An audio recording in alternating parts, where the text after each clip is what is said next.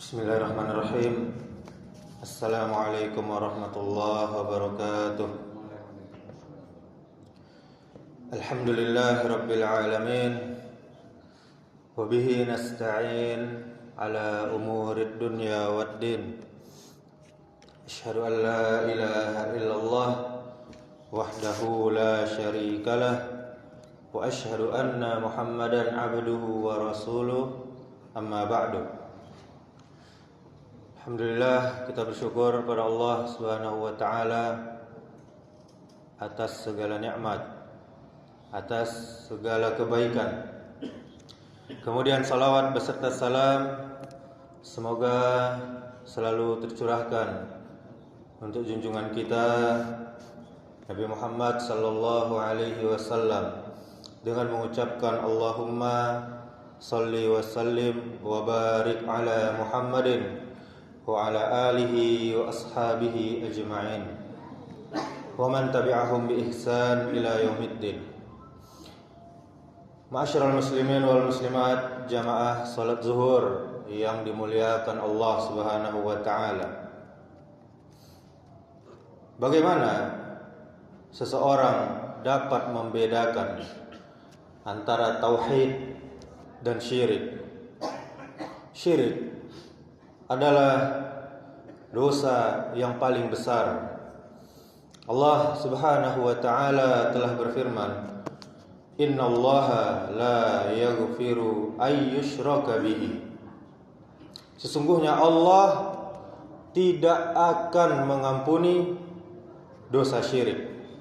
Surah An-Nisa ayat 48. Oleh karena itu, ma'asyiral muslimin wal muslimat, mengenal syirik adalah kewajiban bagi kita, bagi setiap muslim. Ada 4 kaidah yang harus kita pahami. Apa saja itu? Yang pertama, kaidah yang pertama, bahwa orang-orang musyrik pada zaman Nabi sallallahu alaihi wasallam mengakui Allah sebagai pencipta, sebagai pemberi rezeki, sebagai pengatur alam. Namun pengakuan itu tidak memasukkan mereka ke dalam Islam, karena mereka menyekutukan Allah di dalam ibadahnya. Apa pelajarannya? Tauhid tidak cukup dengan mengakui Allah sebagai pencipta. Yang benar adalah mengikhlaskan ibadah hanya kepada Allah semata. Kemudian kaidah yang kedua, ma'asyiral muslimin, mereka, yakni orang-orang musyrik, menjadikan para malaikat, nabi-nabi, orang saleh dan benda-benda sebagai perantara untuk mendekatkan diri mereka kepada Allah Subhanahu wa taala. Allah Subhanahu wa taala telah mengatakannya, ma na'buduhum illa liyuqarribuna ila Allahi zulfa. Kami tidak menyembah mereka kecuali agar mereka mendekatkan kami kepada Allah, di dalam surah Az-Zumar ayat 3. Apa pelajarannya, ma'asyiral muslimin wal muslimat? Siapapun yang menjadikan makhluk sebagai perantara ibadah, berdoa kepada makhluk, meminta pertolongan kepada makhluk, maka ia terjatuh dalam syirik besar.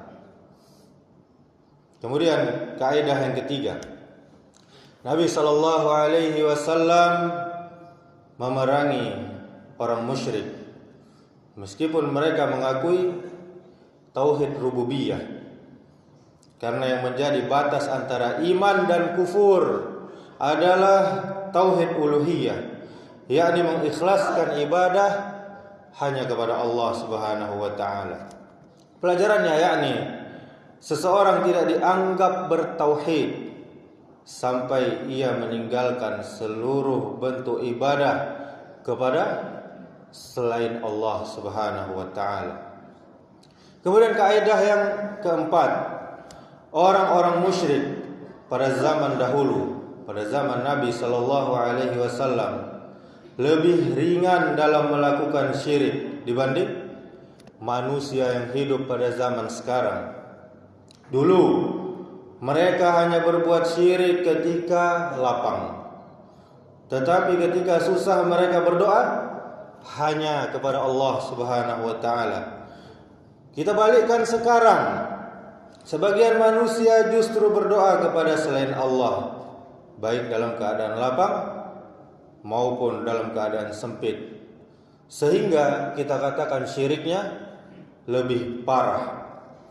Pelajarannya yakni wajib bagi kita untuk selalu berhati-hati dari seluruh bentuk syirik, besar maupun kecil. Tadi kaidah pertama, mengakui Allah Subhanahu wa taala sebagai pencipta belum cukup, maka ibadah harus ikhlas kepada Allah semata-mata. Kaidah kedua tadi, menjadikan perantara dalam ibadah adalah termasuk syirik besar, maka ibadah hanya kepada Allah saja tanpa perantara. Kemudian kaidah ketiga, batas iman dan kufur adalah tauhid uluhiyah. Ibadah hanya kepada Allah semata-mata. Kemudian kaidah keempat, syirik di zaman sekarang lebih parah. Wajib, sangat wajib bagi kita berhati-hati. Ma'asyiral muslimin wal muslimat, jamaah salat zuhur yang dimuliakan Allah Subhanahu wa taala. Tauhid yakni mengikhlaskan seluruh ibadah hanya untuk Allah.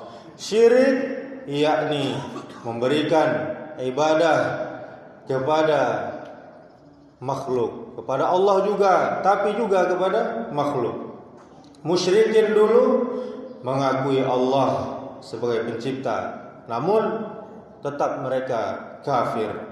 Syirik muncul dari pengagungan berlebih-lebihan kepada orang soleh, kemudian menjadikan makhluk sebagai wasilah, sebagai perantara untuk beribadah. Ini adalah termasuk syirik besar. Kemudian syirik modern lebih halus dan lebih banyak pintu-pintunya. Kemudian doa, tawakal, sujud, nazar atau janji atau sumpah, dan sembelihan hanya untuk Allah Subhanahu wa taala semata.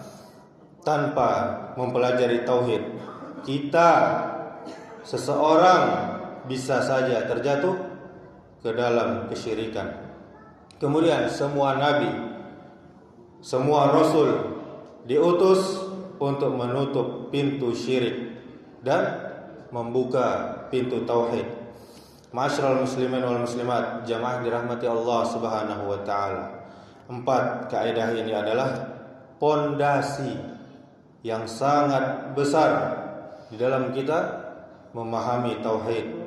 Siapa saja yang mengamalkannya, insyaallah dia akan selamat dari syirik dan tetap berada dalam jalan yang lurus.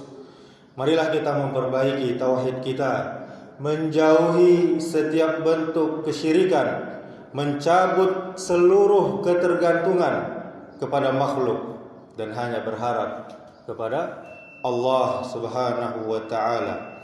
Ma'asyiral muslimin, tauhid adalah nikmat terbesar di dalam hidup kita.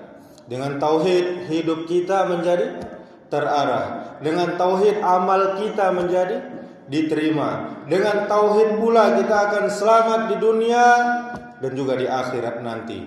Maka jagalah tauhid, ajarkan kepada keluarga kita dan jauhi sebab-sebab yang mengarahkan kepada syirik.